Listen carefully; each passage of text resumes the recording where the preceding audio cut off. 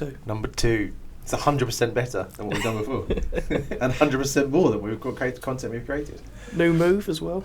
New move, new office. So, yeah, because the last time we did this, it was in our old office upstairs, wasn't it? Yeah, in the old meeting room. Yeah, and now we're just in my office because we don't actually have a podcast room anymore. No, but this office, your office, is bigger than the old meeting room. It is. And we used that meeting room for how many people? 14? Oh, about 14, yeah. I think health and safety has something to say about that. But Yeah. it's all good. But our second series, we're talking more around innovation, talent acquisition strategies, navigating the future of work this time. Pretty A cool. lot to go through there. There's a lot to kind of unpack with that. Where do we start? ChatGPT. I think that's the obvious one. It's got to be, isn't it? Or Bard. Bard. Have you seen they just literally lost about 10 billion off their share price though? Yeah. So they did a video of this is how it works, and it gave out the wrong answer. And I think that someone somewhere probably should have checked that. Ideally. Yeah. If you're Google, you would have thought, maybe we'll just double check that before we start saying stuff. It's quite common though, isn't it? Because I know that Apple have had it before where they've had issues. The Cybertruck that Tesla had, he was like, you can't break the window, and then he broke the window. He literally smashed on stage. So maybe it's just like a curse. It's a prototype. Yeah. If you want the premium version, it works. Yeah. Oh, you want the paid version, right? Yes, of course. Yeah, no, this is quite an interesting one to kind of talk about what innovation trends and how this is actually going to affect the future. I think ChatGPT is a good example of it could be Judgment Day. Right? Terminator 2, 90s film, this could be like Skynet all over again. Definitely. But I kind of get the impression it still needs a lot of human interaction around it. Yeah. So it can give you so much, but then you still got to be able to interpret it and then still be able to go, okay, this is how we're going to use the information. Yeah. I wonder how that's going to change. That'd be interesting. I've been playing around with it a little bit, and if you gave it quite basic instructions, it will give you quite generic answers. Yeah. But if you kind of give it something that you've already written and just kind of say, just going to make this better, that's definitely helped in terms of trying to make things a little bit clearer or use better wording. I'm not the best at kind of making things sound great in copywriting either. I always find I repeat the same sort of thing. Yeah. But I think it can only put out what you put in, if that makes sense. I think that's half the point though, isn't it? Because it's already what's out there. It can't make anything new. No, but I suppose the idea is taking all that data, all that information it can ultimately scrape from the web and then amalgamate it in a way that makes sense to us. Yeah. That's it. But like you said, it's only kind of what we put in initially anyway. Yeah. So you can only interpret what's already there. Yeah, it can't have its own unique thoughts, if that makes sense. It can only take what everyone else has already done and put out there and then make it its own. I think so.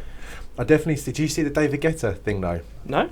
Oh, so I can't remember where it was. I think it was like a concert he did in Europe somewhere, maybe Germany, and he basically was able to use like some of these kind of tools to create lyrics, like literally just create lyrics in the style of Eminem. So he created the lyrics, and then he found like a voice changer type app, and then literally made it sound like Eminem and did it on stage. Really? Like they're in the moment, like and he even said it was bonkers because I literally just said these are the lyrics I want in the style of this artist Eminem. It did it, and then he just kind of manipulated the sound, made it sound like Eminem, and played it. He said it was just mad. He said it was just a bit of a joke really than anything, but he said it was quite crazy to think that was just done with a few clicks of a button, a bit of this, bit of that, and bang, it just literally sounds like Eminem. Yeah, that's scary. You could almost do a concert of all of your favourite artists. Yeah. Just from your living room. Yeah, you literally could. Don't need to go lights. Yeah, literally. A live show of someone that's not there. Here's the thing though, with like it's a copyright thing though. Yeah, surely you're breaking copyright there. I think that's the thing is it's not his own content. It only sounds like him. It's not actually him. I suppose it's no different to like someone doing an impression of Eminem. Yeah, it has to really. I reckon there's going to be some IP laws that are going to come in to try and combat this, and that's quite scary that they can do that. It's how quickly it does it as well. It's like instant, isn't it? Yeah, like the AI art stuff that it can do. Like we were looking at the other day. It's like that's the bit that throws me because that is kind of a unique thought. I can't understand that. I literally did it, and it was like, right, a black Dachshund dog, like Solo, my dog, on a green velvet sofa in a galaxy far, far away. Yeah. And it literally creates this whole like image of it, and you think, oh my god, and you can't then reinverse that image. You can't Google it and try and find that image. It does not exist. It's not like, because if it was like, right, I've taken this image, that dog, and just kind of put it together, you go, okay, I get that. It kind of looks like a really well done Photoshop, but that is almost from new. So there's I think there's a lot of industries and a lot of people that be worried about what it will mean for their jobs. I think a lot of people are worried that it will take over their jobs, but I think it will just change them. I think it'll change them. I think it'll just help because, and also I think this is where NFT is going to come in. Yeah, I really do. I'm so hell bent on this idea that if a computer can mimic an artist, it can create content, it can do images, that kind of stuff. The only thing that makes it unique is the artist that created it. So if you coin that and go, well, a computer is not allowed, that's my content, I drew that. And it's about how many digital versions you want to kind of create of it. That's my one. Do you know what I mean? Yeah. And if you want to follow that, because I'm an organic creator and not a computer, I think there'll be some value there. Yeah. Or the work, what you actually produce from a ChatGPT or others, that is, you then token that. Yeah. And you own whatever that's producing, that's yours. Yeah, that's your content. That's yours. So if someone else gets the same response, you already own that output effectively. I think so. But that's got nothing to do with navigating the work of the future of... Oh, it kind of does, actually. That's kind of the whole point of this podcast, innovation and change of future. So that's definitely a hot topic right now. So definitely. It does kind of bend in, really. I think it will change the way that people work, definitely. Yeah. Even, because I know a lot of people are saying graphic designers, copywriters, are they going to be needed? But I think effectively you're just changing how you work. Yeah. Because it will only... What those tools give out can only do what you put in. And if you understand how it thinks and effectively can manipulate that to put out better content than other people, then that's where the skill will be. That would be like, how technical and creative can you be inputting the data or into a bot or whatever to spit out a better outcome. Yeah. But in a basic level, you can write contracts, letters, job specs that we've kind of seen, and actually to a pretty high standard as well. Yeah. I did it the other day. I literally had a client, and they gave me a spec, and the manager it was appalling. It was so bad. Yeah. It was so bad. I thought, I haven't got the brain power to think of all the bits that he's forgotten. So I just chucked it in ChatGPT and I said, look, I want this type of person, this kind of experience for this type of company. And I'm being super vague because it's very niche and it's very obvious. I was going to say, I'm going to see how you're going to navigate this. Yeah, I was just like, oh. But it kind of spat it out, and it was literally almost too specific, and I had to kind of dull it back down a little bit. But it was perfect otherwise. Just the intro to it. It even kind of put things in around equal opportunities with this kind of employer, da-da-da-da-da. But it structured it. It's quite useful for that, where you need to have because people are, I think it will replace search. So I don't know if you've seen this. People say rather than Google things, they TikTok things. Yeah, or I personally don't. I don't. I Google things, but I could definitely you do it see. On your phone, don't you? You literally go, "Hey Google." Yeah, literally. Yeah, just have a button, and then people look at me, especially on the train, and press the side bit, and he's talking to himself. It's one of those crazy people. Yeah. No, I don't. I can't remember what a stat is, but I definitely saw a stat. The more younger generation would Google. They don't Google things; they Instagram them. So they're more likely to search things on Instagram than they are on Google. Same as TikTok, I suppose. Yeah. But I think I personally don't get that thought process. But then I'm not a younger person. You're still young. Young in age, maybe. Young not in heart. Not in hairline. Not in hairline. But I get the purpose of chat GPTing something, because then it spits you out a relevant answer. It does. And it gives you a more structure than having to go through the pages and pages. And I think that's where the evolution will be at first. It is super handy. I think if you need to kind of send something quite formal out, it's good because it can structure it, or if it needs to be an announcement or something like that, particularly for in a business sense, it's super easy. Yeah. That's really cool. And it even can do, like I say, different kind of contracts, different onboarding letters and all those different things, job specs. It even creates interview tips, so you can actually structure it to say I need you to create me a interview confirmation for a candidate, it's a telephone interview, Zoom, whatever, and 10 kind of top tips about how to land that dream job, and it'll go boom, boom, boom, boom, boom, and you can just send it.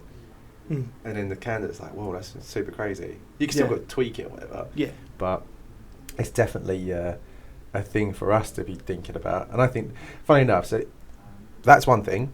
And then obviously we kind of use different bots and things like that to kind of help, streamline things. And then there's going to be a lot of changes in the way of the future recruitment goes as well, I think, in this sense. Because when I very first started, I was 16 years ago, LinkedIn only just come into force, literally just. Wow. So, and the guys around me at that point literally just had folders of names. That's like Yellow Pages. Yeah, but they were just names on a bit of paper or in a database or whatever. And they were like, yeah, there's, I don't know, X amount of people that work at Barclays and IT. Let's just kind of get to know all of them, and then we'll just find out what they do. And then, we'll just create it that way. There was no kind of looking on LinkedIn, oh yeah, you're definitely a developer, you're a business person. There was none of that really. So you had to be quite creative. And what's kind of happened now is very transactional. So everyone just goes LinkedIn. Yeah. Everyone just goes, oh yeah, LinkedIn. I can't find anyone. They're not on LinkedIn. But it's like so many ways to still kind of do that. And I think from a technology perspective, you can use bots to run those kind of long searches to bring people to you directly. You've got things like Calendly to schedule your kind of calls and stuff, where you don't even have to ask people for their availability anymore. It's so useful as well. Hey? It's so useful as well, having things like Calendly, where you're not spending half your day just doing almost like admin tasks of making sure I'm free, and you can just cut out all of that completely. Yeah.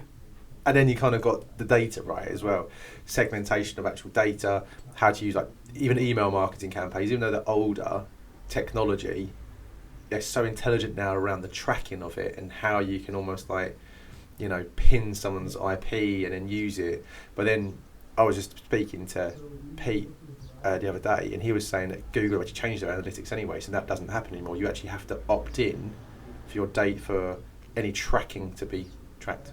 Really? Yeah. Rather than having to opt out. Yeah. And it's like anything. You get an email through, you don't click unsubscribe, you just, I can't be asked, I'm just going to let that keep coming through. But So it's messed up everything. So Google's algorithm has messed up everything now. So now all of a sudden, you could have tracked something, but now you can't. It doesn't automatically do it. So Google Analytics is a bit like, well, it's good for a minute, but then you don't see anything else anymore. Everyone has to physically opt in to allow that to happen. Be interesting to see how many people actually do opt into that. Would you? No. I don't think I would. It's another button to push. Yeah, that's the main thing. How many clicks? Thing, I just can't be asked. It's that stupid one about the protection thing with the cookies. Every sodding website. Yes, I accept. Yes, I accept. Yeah. And it works on a desktop, doesn't work on a mobile. It just drives me mad. Yeah, there's nothing worse than that. And it's like accept all, refuse, and then when you click refuse, then you have to go through and click more buttons. It's like I'll just go back and click accept. Yeah, just accept it. Just take my data. It's fine. Yeah, definitely. No, it really is. If you think about innovation in recruitment, in general, I think everyone goes down the technology route straight away. Yeah. Because it's changed recruitment so much. But I think even if you look at coming out of lockdown and just the way people work and how companies have innovated on that front, that's so different as well. Like, especially with some of the more traditional banks and financial services companies that we've worked with, some roles are more difficult to perform from home if you've got security reasons or for you guys in the bio team. Or if you're in a lab, you can't work from home. Okay. Yeah, take a pipette and a couple of flasks. So is that your extensive scientific? A flow cytometer. Oh, well done. Yeah. I'm listening. You are. You do get it. How many colours? Oh, I don't know now. Do you take shades? Shades of grey. But yeah, how many people ask for flexible working, work from home before? Yeah, this number one question now before salary or where is the role or is the role working from my lounge or my bedroom? Yeah, literally That sounds dodgy saying. Yeah, I thought I'd skip through that. So this is going to go down a path. Yeah, maybe office or lounge. Yes, that's better. But yeah, how many people asked for it before COVID? Not many, and it was quite a luxury to have. It was a luxury. I think if you had someone that says, "Oh, do you reckon I can work from home or can do this 4 days a week?" you wouldn't actively discount them, but you'd kind of go, "Oh, okay, yeah," and then you're trying to find someone who could do 5 days a week, who wasn't going to ask the question and cause a problem. Yeah, it was always something of if it's on offer, then yes, but it's not something you'd actively kind of No. go after, or it's not something that would be publicly kind of advertised that they do offer. I think it almost went against you a little bit. I really do. I think, pretending again, like you said, about the role and how companies used to work, but if everyone was in the office 5 days a week and someone turned around and was like, yeah, that doesn't really work for me, but can I do like 3 and I do 2 from home, but I'm really good at my job, I think they would have gone, maybe. But then if someone else rocked up and was like, I can be here 5 days a week, 12 hours a day, they're like, yeah, that's better. Yeah. That doesn't seem to happen much anymore. No. It's almost the flip side where there's, like I said, a few roles where you have to be in the office or in the lab or whatever it may be, on site. But for the majority of companies, they'd rather have hybrid working because it means, A, they can cut down on desk space needed and kind of say, look, you can only come in 3 days a week because otherwise we don't have enough room. Yeah. People are probably more productive working from home in a sense. If you've not got to commute times and travel, you're not surrounded by people where, you're kind of having banter in the office and kind of talking to people and you get distracted. Like, if I know I've got a day full of admin, I can't be in the office because I'm really easy to distract. So I just need to silo myself away and I can just smash through it, and then I know that I'm going to get it done. I've not got any distractions. I can put whatever music I want on and just sort of crack down with it. Yeah. Whereas if I'm in the office, someone's asking a question or someone's saying, what do you fancy for lunch? Or someone's going to go to the shop, oh, do you want this? And all of a sudden you come out of that zone pretty fast. Yeah. It's strange, isn't it? It's almost kind of the idea of working from home is so novel to start with, and then you kind of go, I can put TV on the background, I can do this and do that. And I think it starts that way. It definitely did with me. It's kind of, this is quite novel. It's the best word for it for me. And then all of a sudden I was like, oh my God, I'm actually working 8 hours a day, 9 hours a day, 10 hours a day, like non-stop. Yeah. I'll have a break for lunch or whatever, but literally between 9 and 12, it's literally just bang work. No, apart from going for a comfort break. A postman's turned up or whatever. Yeah. Just on. Yeah. Which is bonkers. When you think about it, was in 2018, 2019, a day would be get into the office, get a cup of tea or whatever, have a chat, look at a couple of emails. Oh, it's 11 o'clock. If you spoke, go outside for a fag or whatever. Then it's 12 o'clock, right, I'll go for lunch. Do a meeting, 1 meeting, 2 meetings, and then go home. Oh, it was a busy day. That was a day. Yeah. And now a day's like, 10 meetings back to back, 9 till bloody whatever, grab a sandwich on the way, say hello, say goodbye, and then do it all again the next day. It's mad. Yeah, yeah. And even just with meetings, now that you can, Teams or other video call services are available. You have to say that. But wherever, you think whatever now, you choose, there is more than just Teams. Yeah, even then it's easier because you don't have to. You can do it from the office or from home or wherever. You can get more meetings done in the day rather than saying, right, I have to go up to London and I've got to travel, go there, go to the different office, and all of a sudden it's like your commuter time's a couple of hours just getting from meeting to meeting. The face-to-face, I personally really enjoyed the face-to-face side. I think it can't be beaten, but yeah, I agree. In terms of being efficient, the video meeting side of things definitely helps because you can get more done in the day.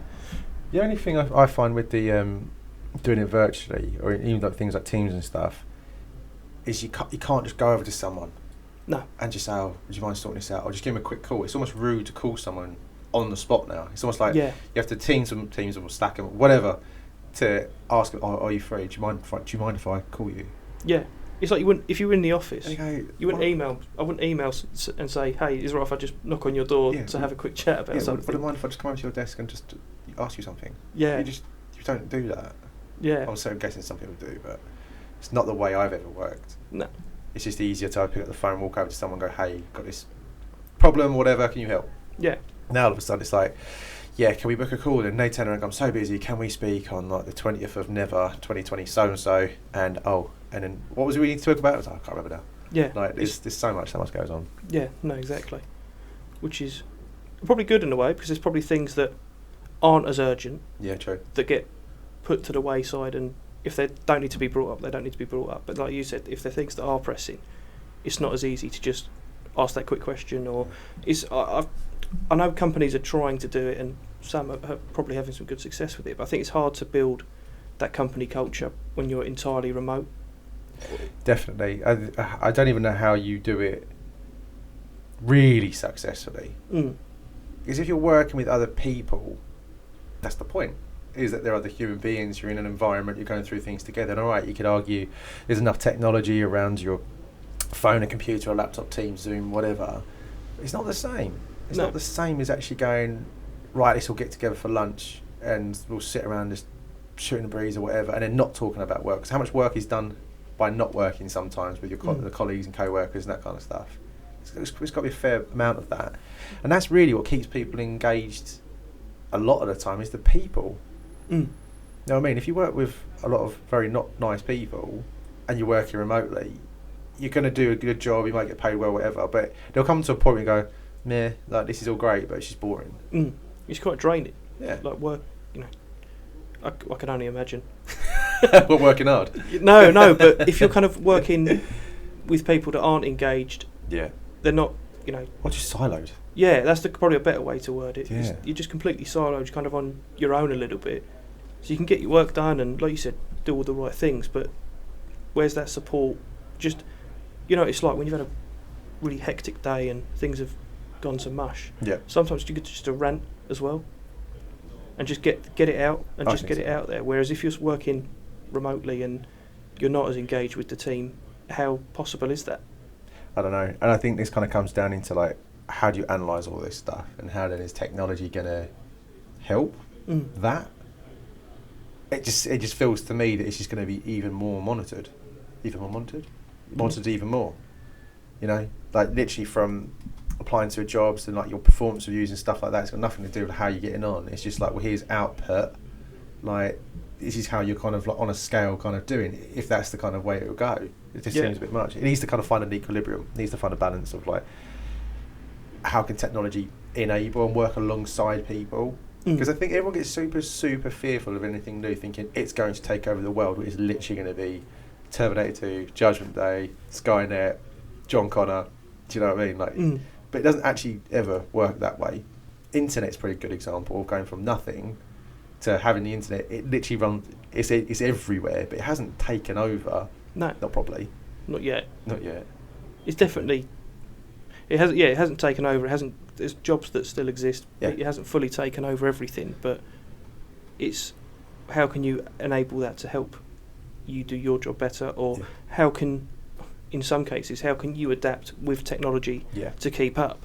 Yeah, because that's a big thing, isn't it? I think a lot more older demographics struggle with it, and the younger ones really have grown up with it. They should be a lot more kind of in tune to kind of technology, how it works, how to be kind of socially good in a more of a digital kind of world. So there is a huge kind of change there. So I wonder whether or not, with that logic, if the younger generation, as they get older, will just find it like, meh, this is just, I've seen this before 100 times. But they're going to be more susceptible to kind of go along with it. Because I think I've been a bit like that. Because I remember a day when TVs had backs on them. You know, you remember that? Yeah. Or like a VHS, and you know, you go through DVDs and lost me at VHS. Hey? You lost me at VHS. VHS. Yeah, the DVD tapes. No. Sony Walkman. Just about. Yeah. Just about. Yeah. So you think about all that technology then was insane, and you had like mini disc players, and then they kind of come and went pretty fast, and then MP3 players, iPods, that kind of stuff. So I was quite young when all that came out. So for me, like nowadays, you can kind of keep up with it to a point. But I speak to like my parents, and my grandparents, and they're like, "Oh, they're still using DVD, and even that's old." Yeah. Even the DVD's old. I don't remember the last time I bought a DVD. Do you know, I can't either. I can't remember the last time I had a DVD or watched a film and gone, "Oh, I'll buy that on DVD." You just go, "Is it on Netflix? Is it on Amazon Prime? Is it on Disney Plus?" No. Well, then I'll wait. I would rather not buy an old one. Yeah, and it is. You just go, "I'm just gonna have to wait for this to come out now." Like, it's almost.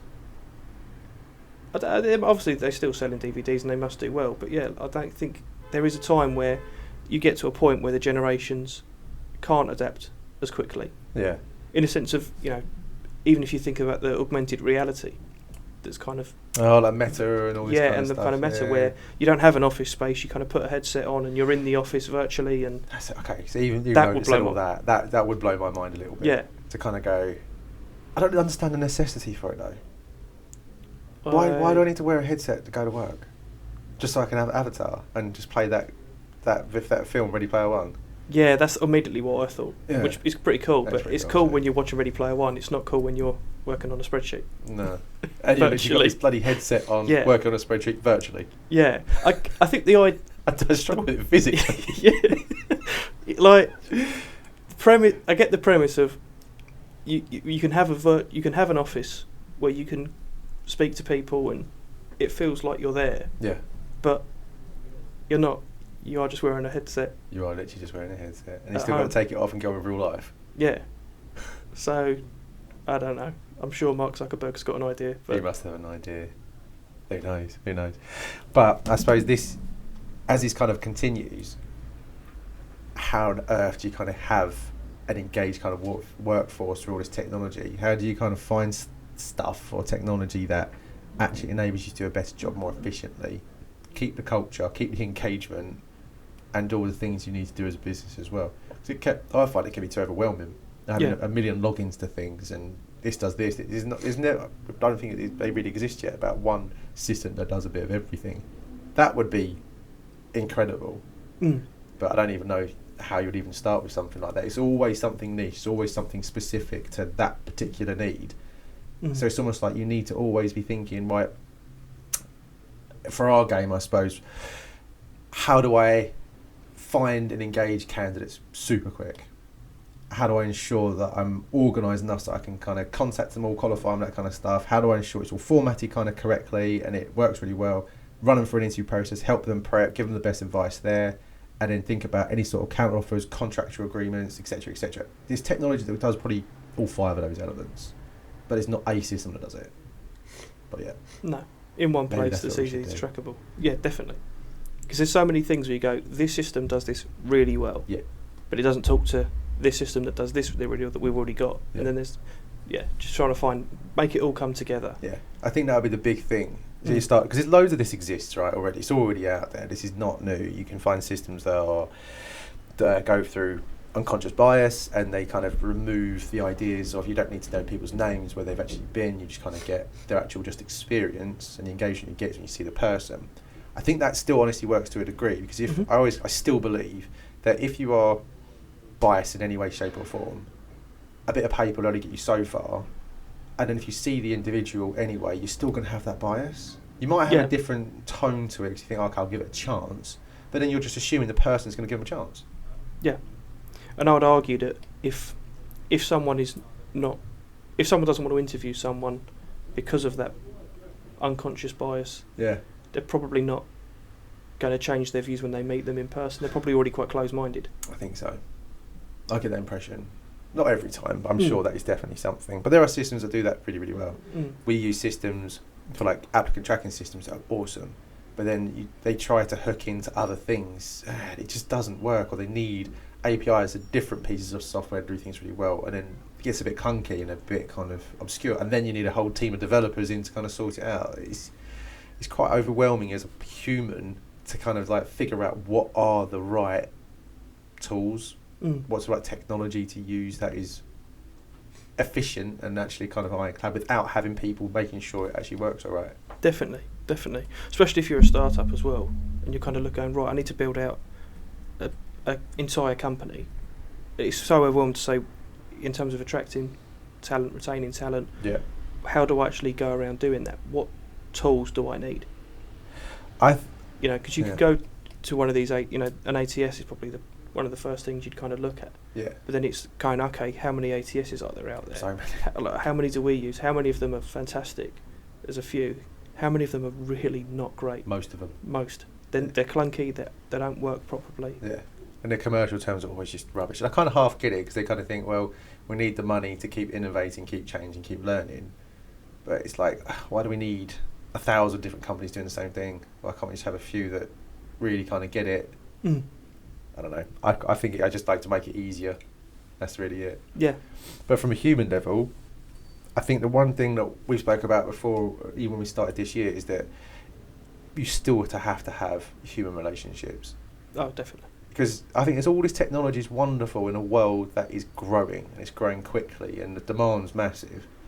But what happens when it's not massive? What happens when it's just, this is just more survival, kind of getting through the trenches because times aren't so great? Do you spend all this money, on technology to streamline things, but what tends to get you through from a business perspective is that human communication interaction. Mm. You know, literally in the trenches with your brothers and sisters type of thing, kind of going, we are going through this together, and this does feel real and it does kind of hurt, but there is a better day for it. I don't know. I kind of think like we can go down this road thinking technology is going to make everything better all the time. I don't think so. I really think it will be there to help, and it'll be more the relationships around people that need to get stronger. Definitely. So that's what I think. That's really where the problems get solved. Because technology can give you the answers, but how often do you see it where someone has one view, someone else has another? Yeah.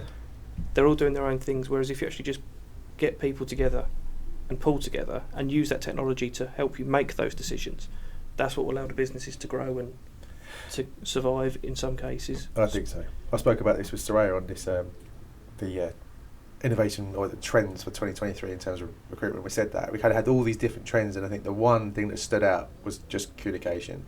So with all the technology and the advancements kind of going on, it was like if you just get better at communicating and being more deliberate with what you're saying, that will kind of put you in a lot better space later on. 100%. Keep it simple, stupid. Just communicate better. It's a tough one to do though. It's not easy. Just say, "Oh, just communicate better. Just talk more." It still has to be thought out, and it has to be like logical. Yeah, definitely. Like that's the main one. Is if you're not talking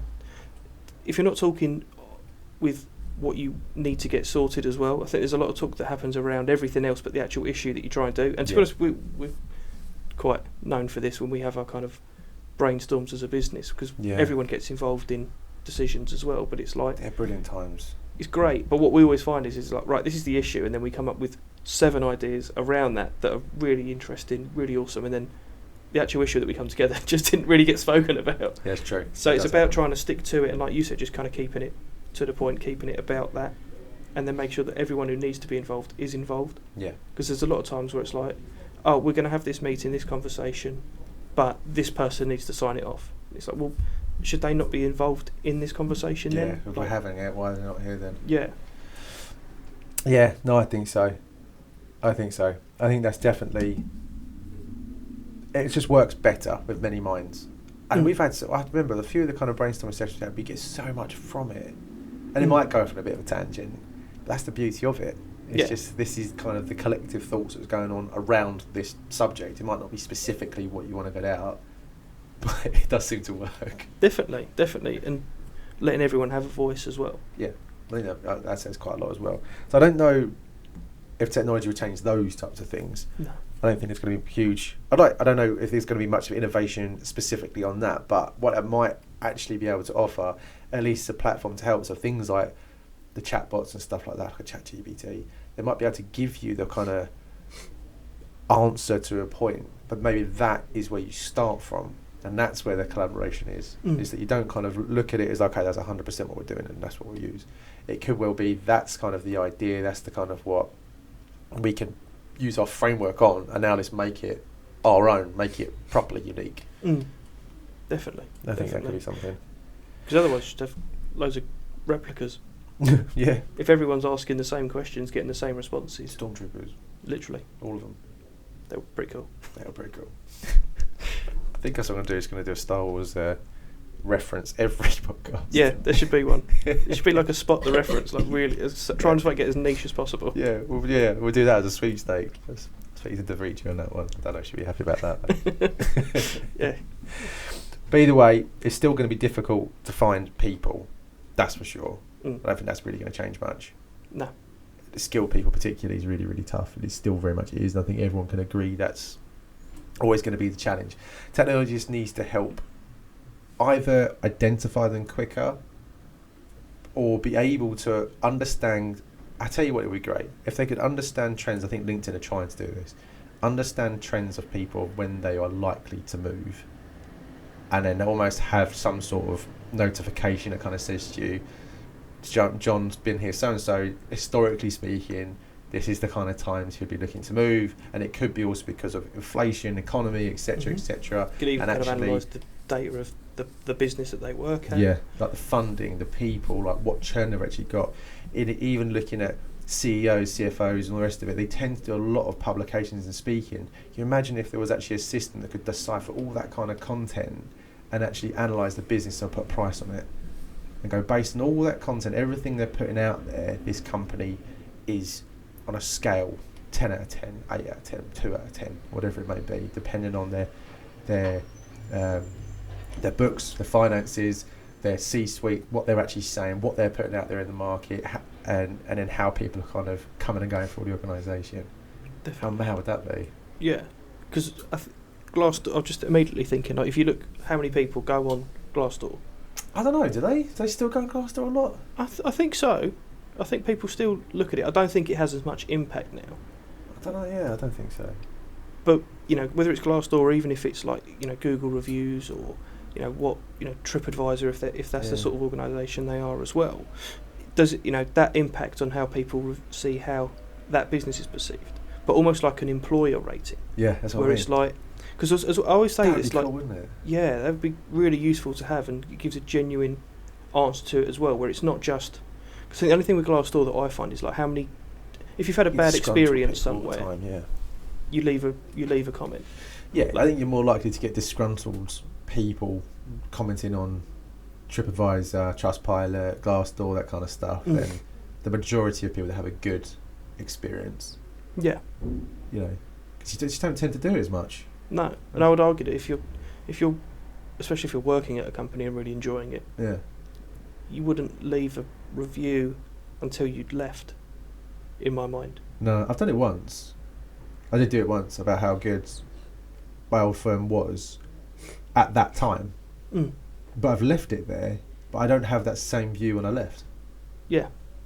So again, you're only kind of, it's only relevant because of the data that's been put in. Because it doesn't actually say what I really felt anymore. No. It just said what I said was how I felt at the time, which was 10 years ago. Yeah.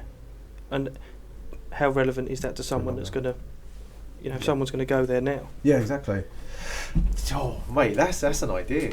Definitely. An employer rating, like you do, but it literally takes into account things like Glassdoor, etc., the finances, who the actual people are running the business, what their purpose is, and that's something we spoke about, purpose. What the purpose is of the business, and then put a number on it. Yeah.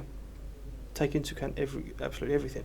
Internal mobility, because that's a big thing that people are looking for. And I think that's why a lot of companies are losing people. And I think historically people have looked at internal mobility, whether it's moving team or getting promoted, it's happening a lot sooner.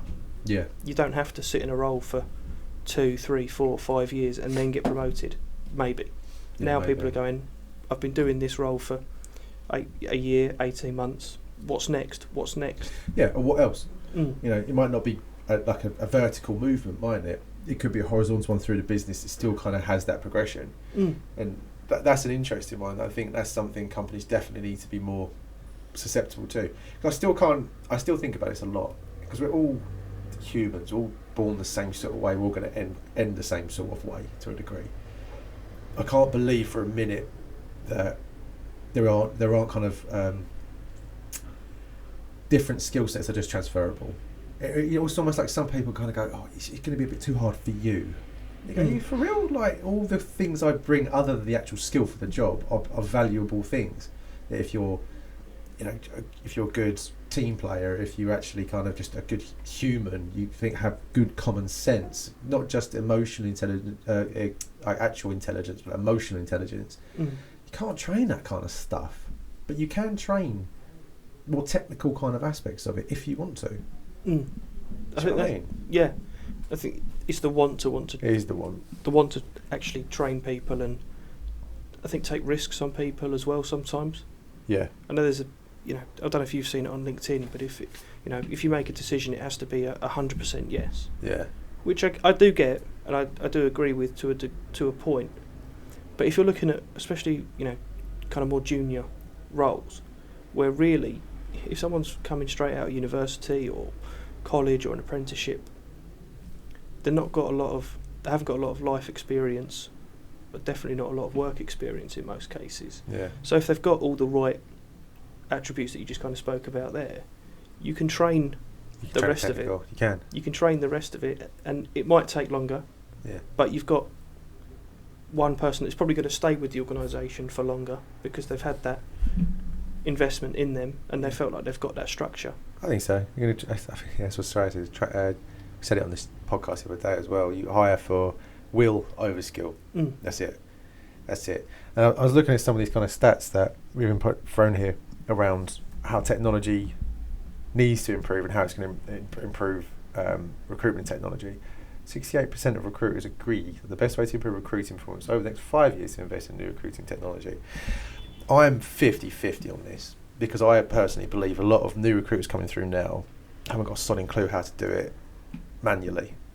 They haven't got a clue. So they rely on technology. That's why they need more of it. Yeah. You know, we even see it. We've noticed it definitely a lot more since COVID.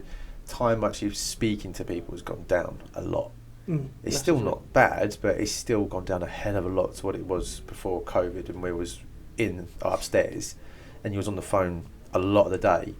Now you're not. It's almost more, okay, it might be more deliberate, more purposeful, the conversations you're having, but I don't know. I feel like a lot of recruiters nowadays are using that as a way not to do the day-to-day kind of stuff. And the one thing I think you lose by not doing it is the learning. You're not learning. How you can ever be a master at it if you don't know how to do it, if you don't know the kind of nuts and bolts of it.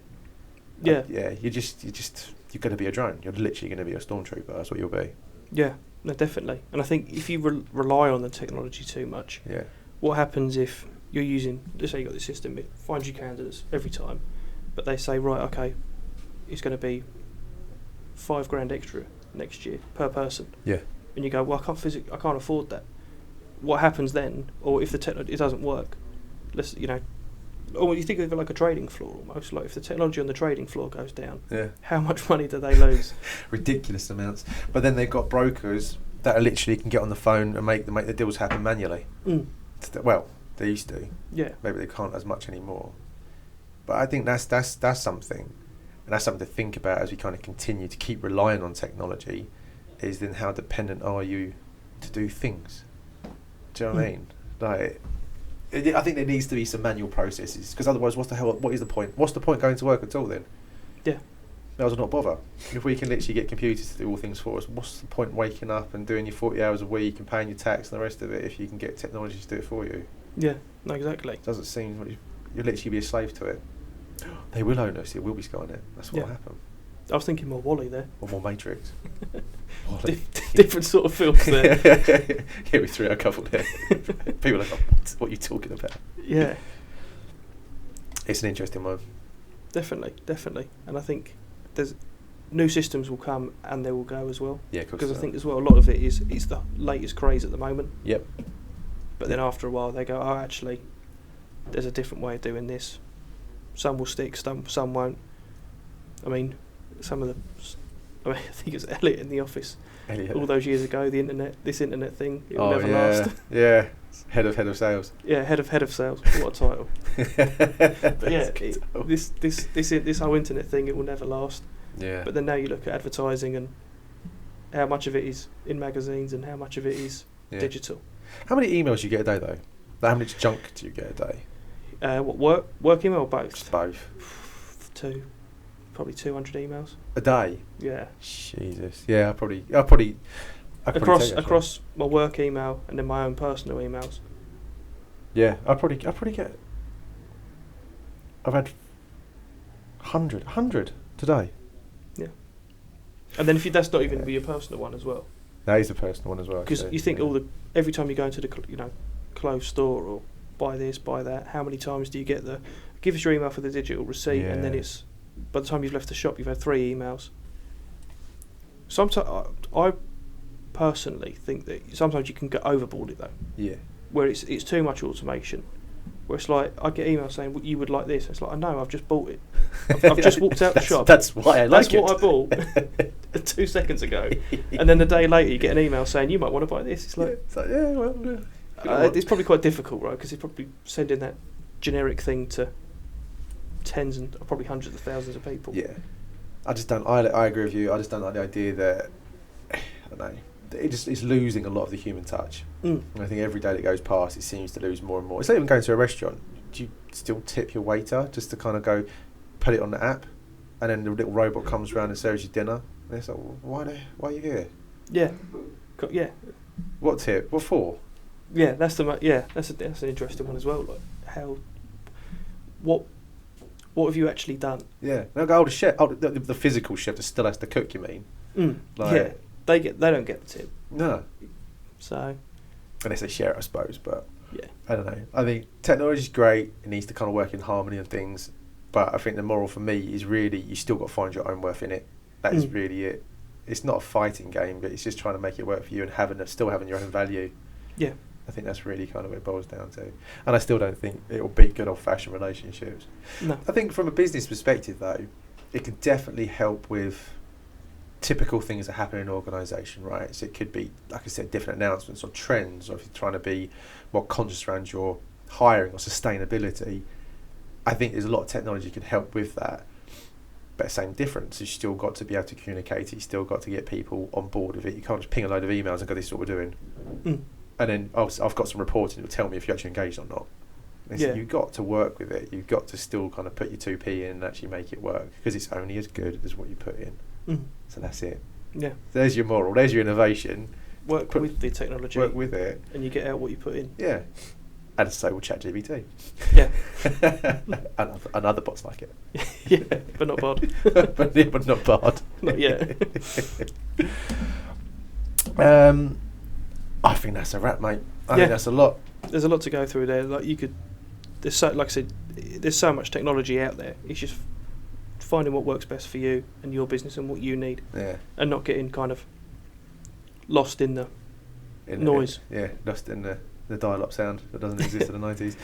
Yeah, I'd love to know what other people think about this, actually, because I've definitely got a view on it. I'd love to just know what systems people use that work, and they go, I could not live without that, and that has changed the way I do things completely, and it's profitable, or you get more, performance out of it, or whatever it may be. I'd be quite keen to hear that. Then that'd be something to watch out for. Definitely. Cool. All right, mate. Well, until next time. That was a good one. Yeah, I enjoyed that. It felt 100% better. That was what we said at the beginning. Yeah. Every episode. 100% better than last time. 100% better than last time. Yeah, I think we cracked it. Nice one, buddy. Nice one. Speak to you soon. See you, mate.